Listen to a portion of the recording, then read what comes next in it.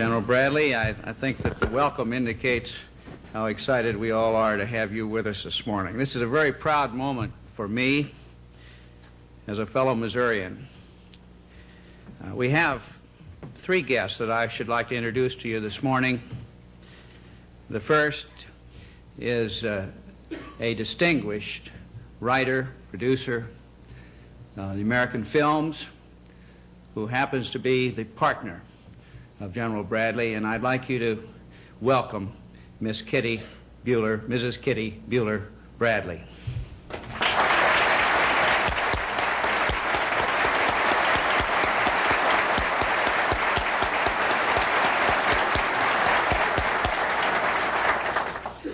Second, I'm sure many of you saw on television making sure that the President started in the right direction. The commanding general of the Washington Military District and our friend General Robert Arter.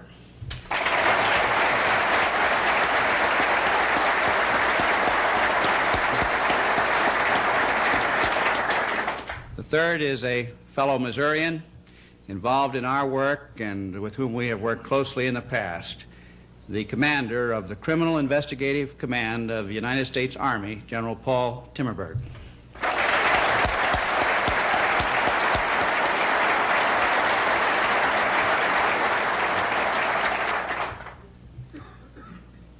This distinguished lecture was called on short notice, but it has been in the works for about 2.5 years. We have been trying to find a time on the General's travels and other responsibilities when it would be possible for him to join us. I didn't think it was going to be possible because of all of the demanding responsibilities that he has had during the inaugural exercises, from opening them to the Grand Marshal responsibilities. He's been intimately involved in all of them. But was with them Wednesday night, and the General, Mrs. Bradley, said, give us a day to rest, and we want to come to the Bureau. So we're just so delighted to have you both with us. One of the responsibilities of the leaders of the Federal Bureau of Investigation, and you are the middle management and future leaders of this Bureau, is to demonstrate in your personal lives and attitudes and principles the quality of leadership. What better opportunity than to listen to someone who has commanded the largest fighting force in battle ever assembled under the American flag, over 1 million men, a soldier's general who cares about his men.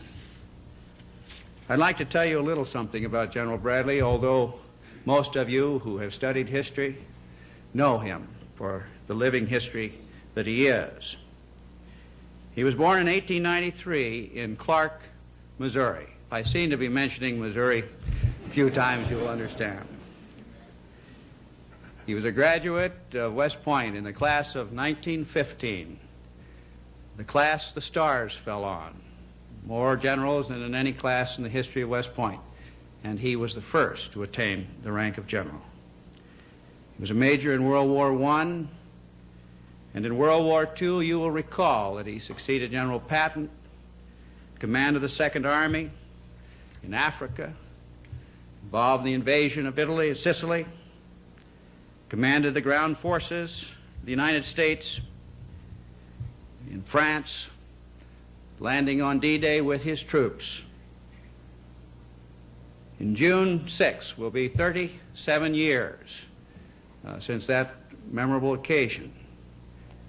And I think it's interesting that the average age, Kitty Bradley, of the special agents today is 37.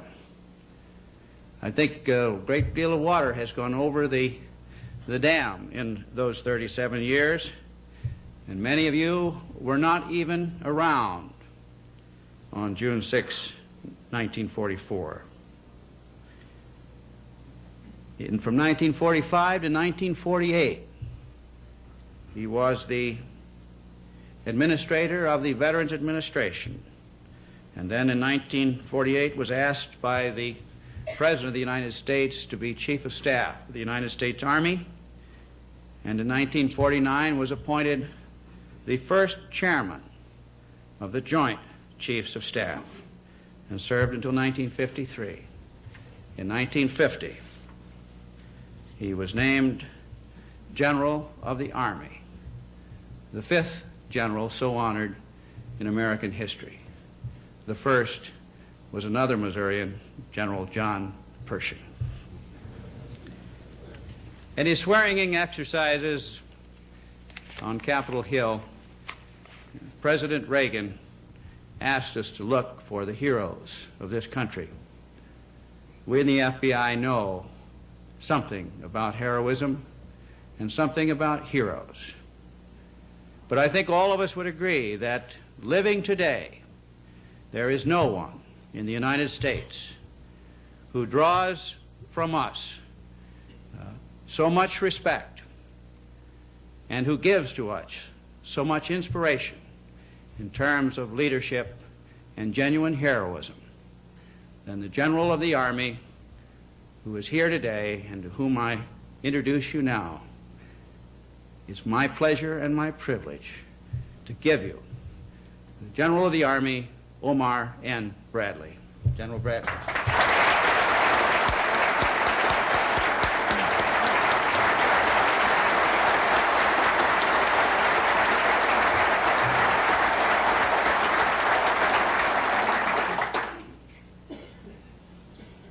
Thank you very much, sir. Yes, I've been in the Army now since 1911. That's a long service. They usually retire people after 30 years, but I've been on continued duty now since 1911. Five-star generals do not retire. They keep on working for life. I've stuck it out so far. I'm confined to a wheelchair because I have arthritis of the knees, but I'll be walking in another month, I think. And I got to get to walking so I can fight the next war.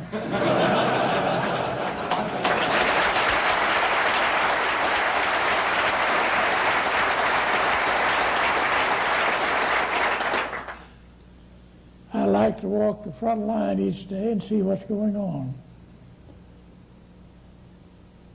I'll talk to you about 30 minutes, and then I'll answer questions for as long as your chief will let you.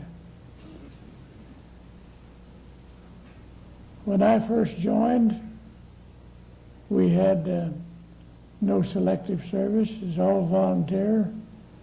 Enlisted men got $12 a month. Sergeants got 18. Man that's an expert rifleman got $5 extra pay. I think that's a good thing because we want to learn to use our weapons. You do want to carry ammunition all the way to the Rhine and then miss with it.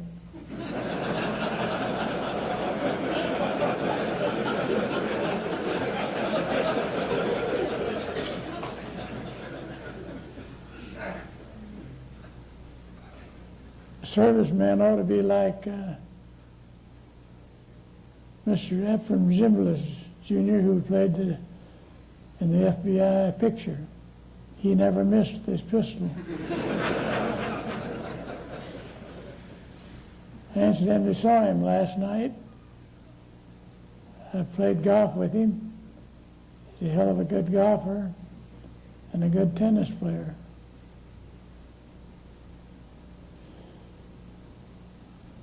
I played on the baseball team at West Point for 3 years and was a substitute on the football team for 1 year. Every member of the baseball team who stayed in the service until the war became a general.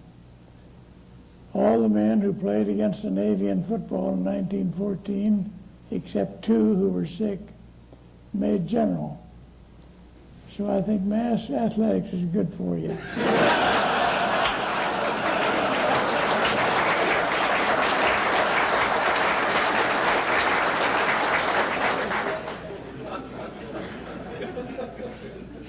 Incidentally, in 1914, we licked both Notre Dame and Navy. We played 9 games and won them all. We won one of them after the final whistle blew. They scored a touchdown on us in the first quarter, failed to kick goal. We went through the whole game. When the final whistle blew, the ball was in the air. The enemy had kicked it. We caught it on our 25-yard line and ran it back for a touchdown. Sent our goal kicker in. He kicked the goal. We beat them 7-6.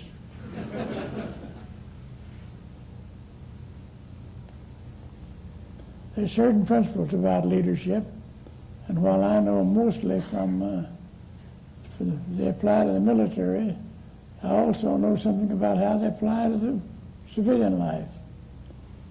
I was chairman of the board of Boulevard Watch Company for 15 years, and we had the manager had the president of the company who had no leadership. And 2 years after I left the company, it went bankrupt. So remember what I tell you is not applicable only to the military, it's applicable to civil life. The first principle I'll mention is mental and physical energy. I'll cite as an example General Sherman. I hope not too many of you are from Georgia.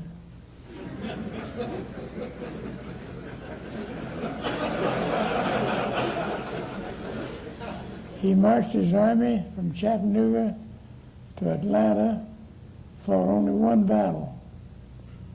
And he fought that because Congress demanded he fight one battle. You never get out of control of Congress.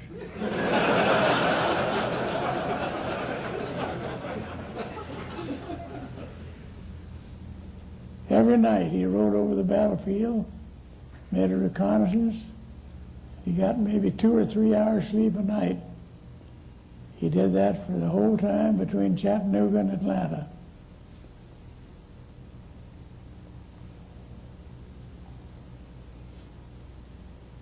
So remember, mental and physical energy. It applies to presidents of companies, chairmen of the board, and most anybody else. You never saw a lazy man that got very far. The next characteristic I'll mention is confidence. Confidence to the point of stubbornness. And I'll cite, as an example, General Grant. The Battle of Shiloh started, he was 20 miles behind the line. He rode forward on horseback, met a lot of his men in retreat. He said, "Turn, boys, we're going back." They went back and won a great victory. He never knew when he was licked. There's a story about him in the Richmond campaign. He was up all night reconnoitering the battlefield, drawing up his orders and issuing his orders. Daylight, he was back toward the rear of his army. He took his saddle off, threw it down under a tree, put his head on it, and went to sleep. Half an hour later, a courier rode up, said, "General, you better wake up. Your right has been defeated and is in full retreat." General Grant shook his head, shook the cobwebs out. It might have been because of drinking the night before, I don't know. He said, "It can't be so," and went back to sleep. And it wasn't so. He had confidence in his plan, confidence in his leaders, and he couldn't be disturbed.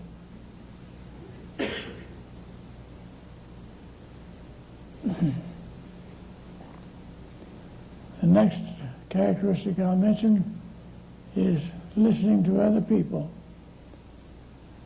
You don't know it all. Other people have ideas and have knowledge. Talk to them. I'll cite as an example General Lincoln. He would listen to anybody and try to correct their problems.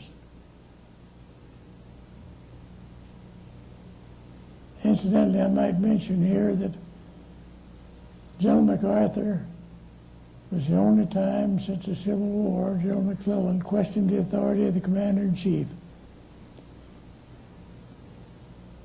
We obey the Commander-in-Chief. we take an oath to that effect. And nobody in the Army should question the authority of the President. I mention that only because all of you wonder why General MacArthur was relieved. He questioned the authority of the Commander-in-Chief. He had to be relieved. General MacArthur was one of the smartest men I ever knew, but he did question the authority of the Commander-in-Chief. He had less excuse for it than McClellan did. McClellan was president of a railroad, and at one time, President Lincoln was a young lawyer working for the railroad. But come that as it may, we in the Army mustn't question the authority of the Commander-in-Chief.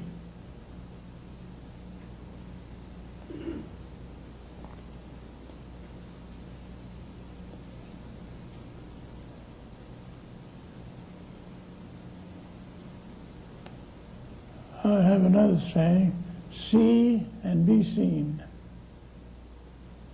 Go around and see what your people are doing. You may not know what they're doing, but at least show an interest in their work.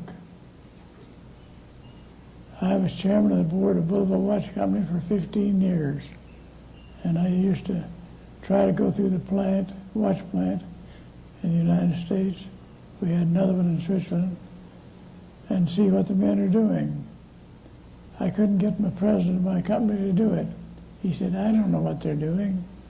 I said, well, go around and show an interest in their work anyway, and let on like you know it.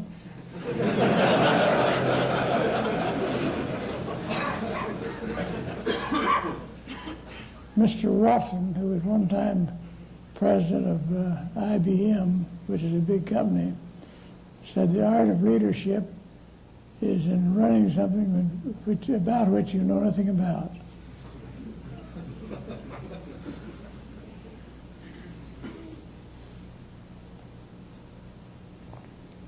There's several other characteristics for generals and leaders, but I won't take the time to go through them.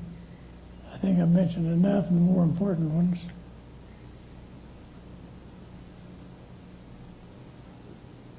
What characteristics I had, I don't know. I think it was stubbornness. I never started anything and I didn't know I could finish. When we invaded Europe, the rumor got around among my men that every one of those in the assault divisions would be killed. I went around and talked to every man in those 3 divisions. Went around in the field, talked from the loudspeaker from the rear end of a truck or something else. When I got through, I think they all felt better. At that time, I had led the invasion of Sicily, in which I expected to be killed, but I wasn't. And I had very narrow escaped 6 times during the Second World War, but here I am untouched. I should have been killed 6 times. But the more you know about your business, the better chance you have to live. Twice during the war, I waked up in the night, heard tanks going by. I didn't know whether they were German tanks or American tanks. I lay there a minute and thought it over, and I said I thought I couldn't do anything anyway, so I went back to sleep.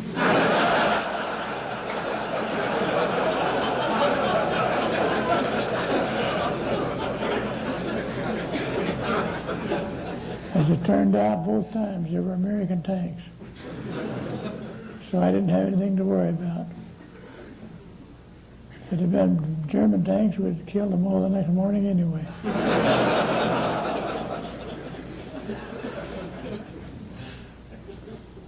I had my headquarters during the Battle of the Bulge, had my headquarters in Luxembourg. The Germans came within 7 miles of that town, but I didn't move. General Eisenhower suggested I move back to a safer place. 7 miles is too close to be with the headquarters of that size. I said, no, that'd worry the Luxembourgers, and I didn't want to destroy their confidence in our ability to stay there. And so I stayed.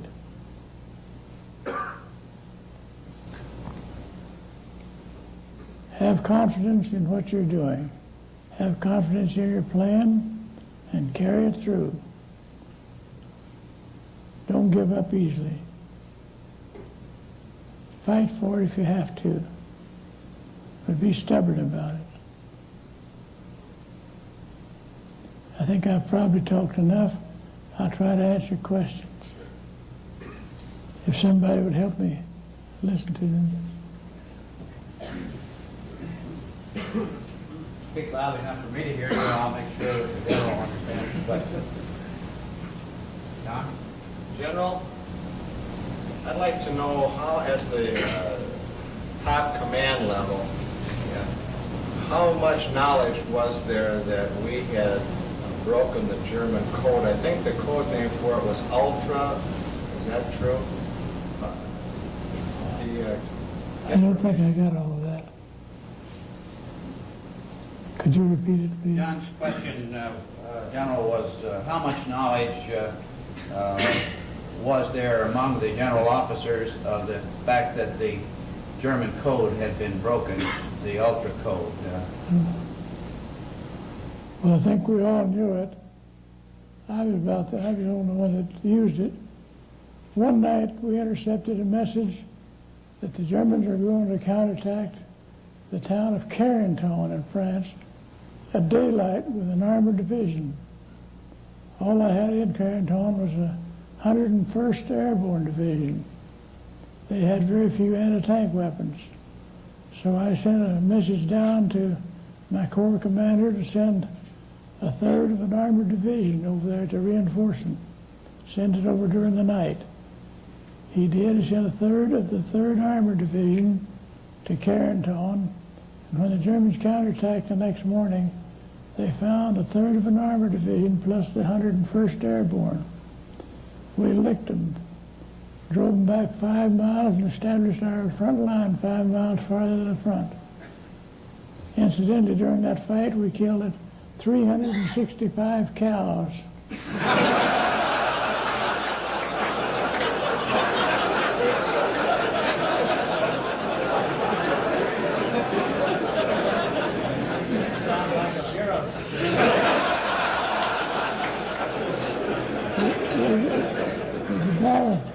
The battle took place in the cheese country of France, and there were a lot of cattle, and they got in the way. General, what were your major areas of agreement or disagreement with Patton over the course of the war? Patton was a fighter. I don't know what would have happened to him in peacetime, but he was a fighter. He was easy to handle if you knew how. On some occasions, I'd hear him coming about a mile away, blowing his horn. In those cases, when I knew what was coming, I'd get out a bunch of papers and put them on my desk in front of me, study them. He'd drive up in front and get out, come in, stomp up and down a few times, then come over and hit my table with his whip. And I'd look up and say, "Oh, George, you here?"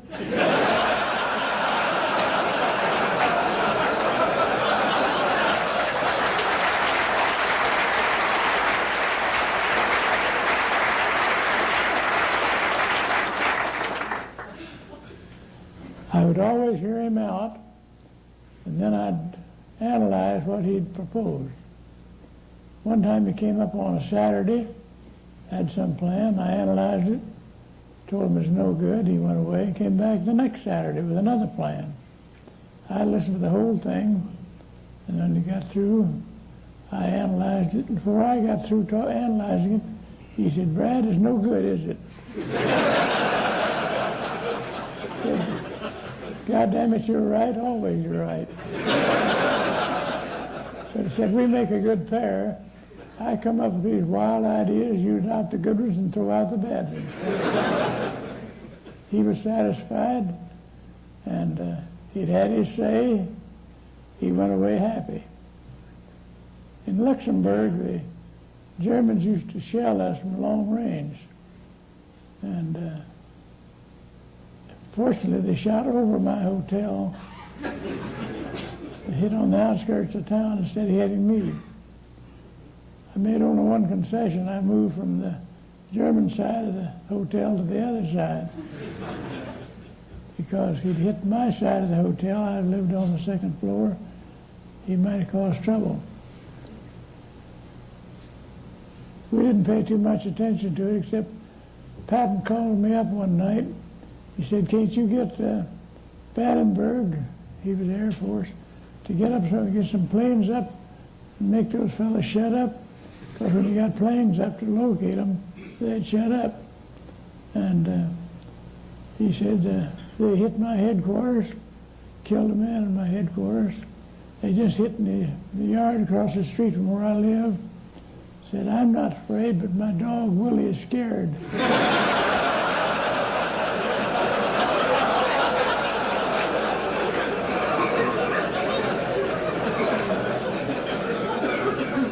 General, you characterized briefly General MacArthur, General Patton. How about General Montgomery? Was he as difficult to deal with as sometimes Reagan? Fortunately, I didn't have to deal with Montgomery too much. He was under Ike. And Ike threatened to relieve him, and when he wrote the letter out asking Churchill to relieve him, Montgomery's chief of staff, General DeGangon, saw it and he said, "Please don't send that till I have a chance to talk to Monty." He went back and told Monty what was happening. Monty came to heel very quickly. But he was a hard man to handle. He wanted to command all the ground forces. And I finally told Ike I wouldn't serve under him. Ike said, "I thought you'd do anything I asked you to do." I said, "I will, except for that. I will not serve under him." And I said, "Patton will not either. I've talked to him."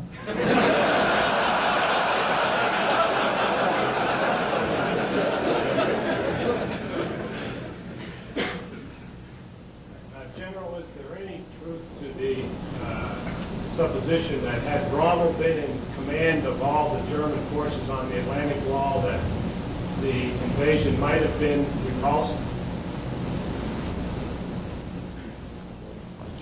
I don't think so. We were going to be successful. We told everybody there was not to mention the fact there's any chance of failure. Rumor got around among the assault divisions that every one of them would be killed.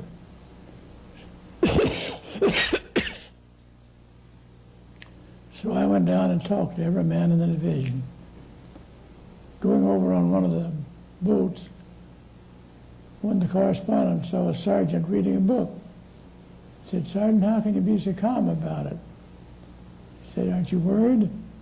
He said, "No, General Bradley told us it'd be all right, so why should I worry?" So the talks did have some effect, I guess. Yes.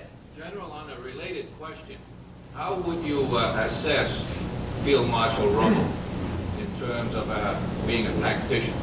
Wants you to assess General Field Marshal Rommel as a tactician. I think he was good. He commanded the sector that I landed in. He had done a lot to strengthen that sector. And in addition to the normal defenses of that sector, the day I hit Omaha Beach, I found the 352nd German Infantry Division maneuvering on the beach.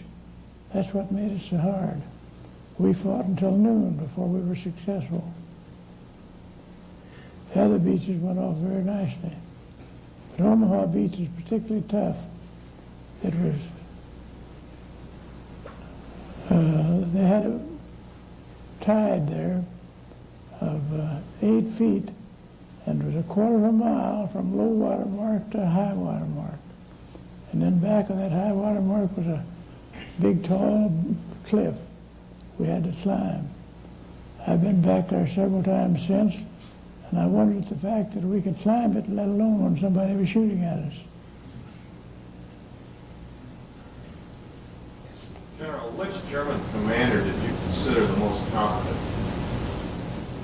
I think Rommel is the most successful, the best general they had. He strengthened the beach a lot that I attacked. In the fields behind the beach, he had put mines on top of he directed poles and put mines on top of them to catch our gliders. And a lot of our gliders were lost by hitting those poles.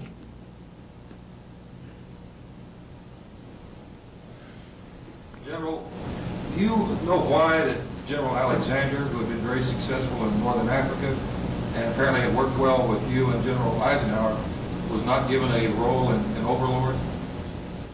No, I don't. He was a good commander. In North Africa, I was given command of a corps and put up against a fixed German position. The British had held that position for a long time, had assaulted a couple of places and lost a lot of men. And they put me in there with 4 divisions. I broke through it in 2 places, captured 41,000 German prisoners. One of the most welcome sights I saw during the war was 41,000 German prisoners marching down the road to be put in prisoner of war cages. We sent them back to the States. They found out they were going back to the States, and they told our men, "We're going to the States, where are you going?"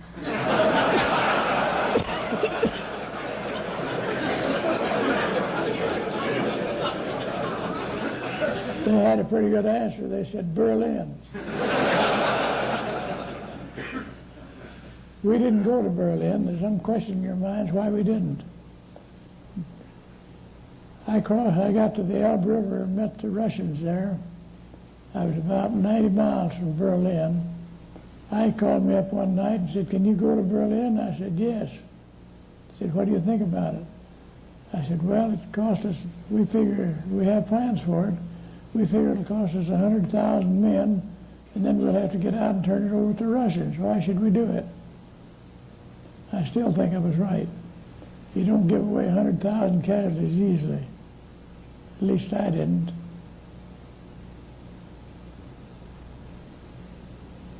I saw the plans for the invasion of Japan and talked them over with General Marshall. And we estimated we'd lose 100,000 men. We dropped 2 bombs and that ended the war. A lot of people criticized us for dropping the bombs. But anytime you can save 100,000 casualties, you do it.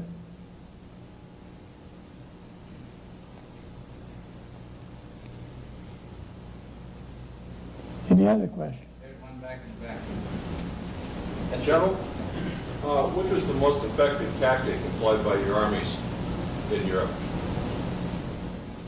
The most effective tactic employed by his armies during World War II in Europe? What is that? He wants to know if you have an opinion as to what was the most effective tactic employed by your forces in Europe. I don't know. We won, didn't we?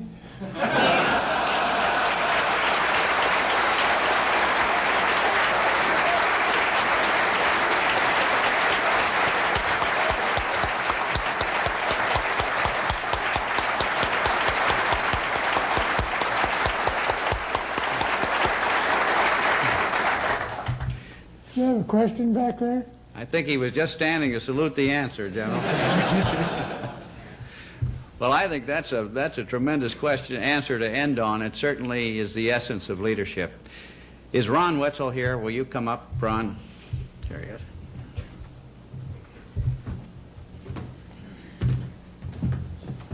General, Ron Wetzel represents 16 graduates of the United States Military Academy who are now active members and special agents of the FBI. Good.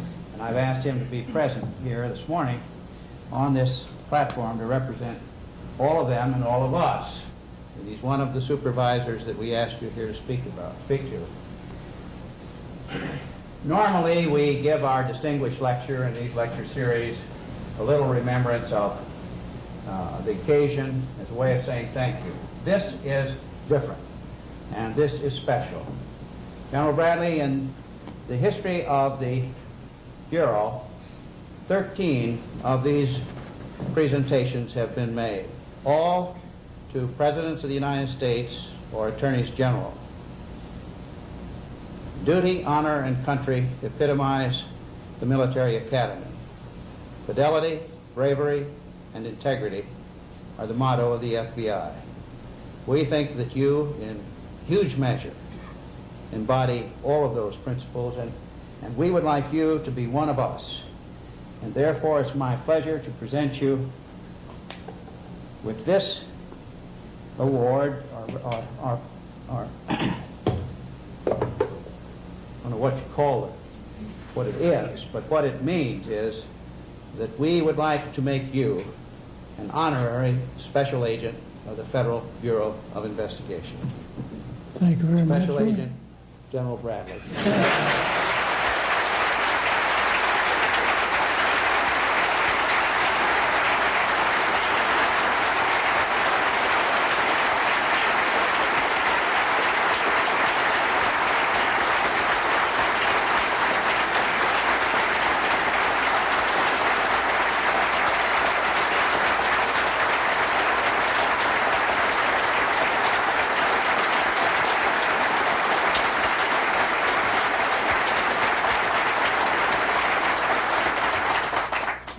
Thank you very much. And if I can ever be of any help, I'm a pretty good pistol shot. In fact, I qualified as expert last time I shot. I don't know what we're going to do to follow this one. Thank you, General Bradley. You'll always remember today. And thank you very much.